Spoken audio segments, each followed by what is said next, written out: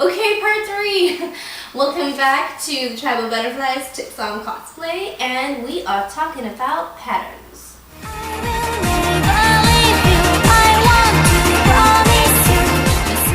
If your pattern piece was put on a diagonal instead of straight, the way it's supposed to be, you would actually not be cutting anymore along your warp strands. You would be cutting along the bias. And if you do that, your fabric's just not going to hang the way it's supposed to when it's on you.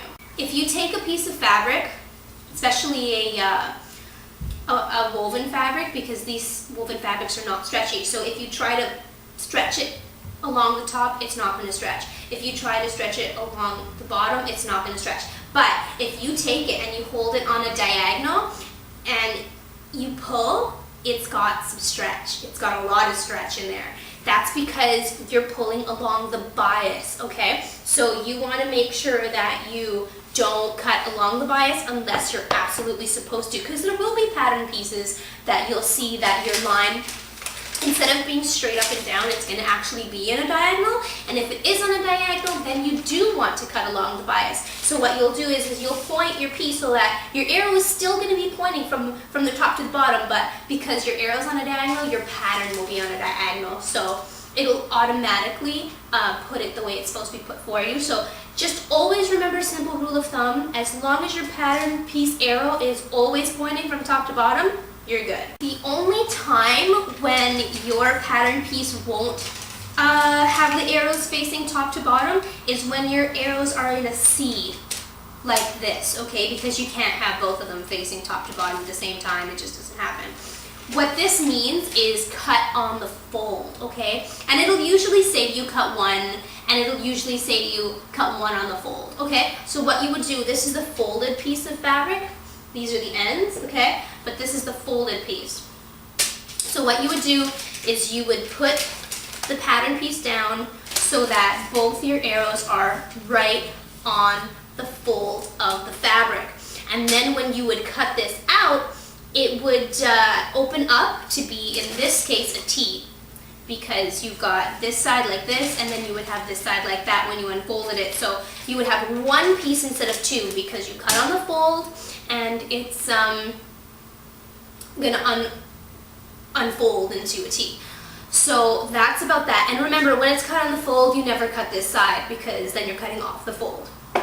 So this is the gray line, and it tells you where to place your fabric, if it's on the fold or if it's in the center. If it's ever on the fold, it's not going to be a straight line. It's going to be going like this.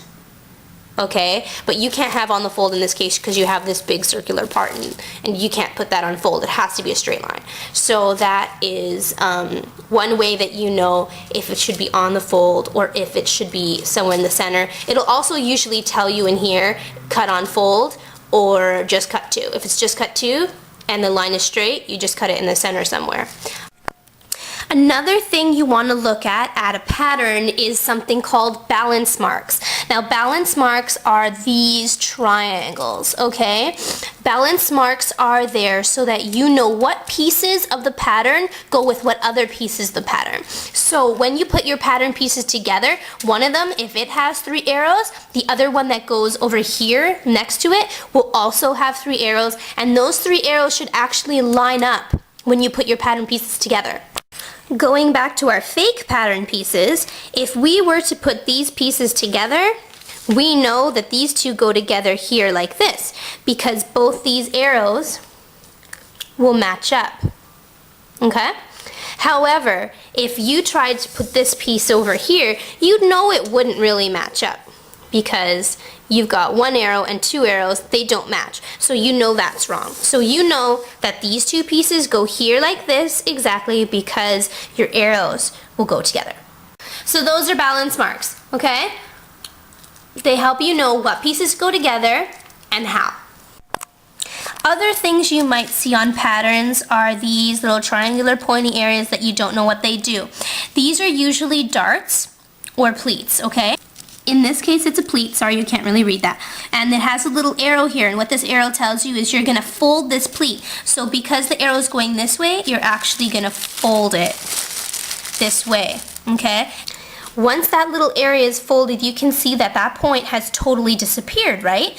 So after it's been folded and this has been sewn together, you're not going to have that point anymore because it's inside that pleat right there. Okay? You'll also have lines that will mark like your center front and your waist and stuff like that. Those lines are just there so that you know where they're going to fit on your body. And just so you guys know what words like center front and center back mean, this is your center front, okay?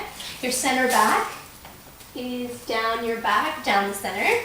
So you've got your front, your center front, your side front, your side back, your center back. That's pretty much it.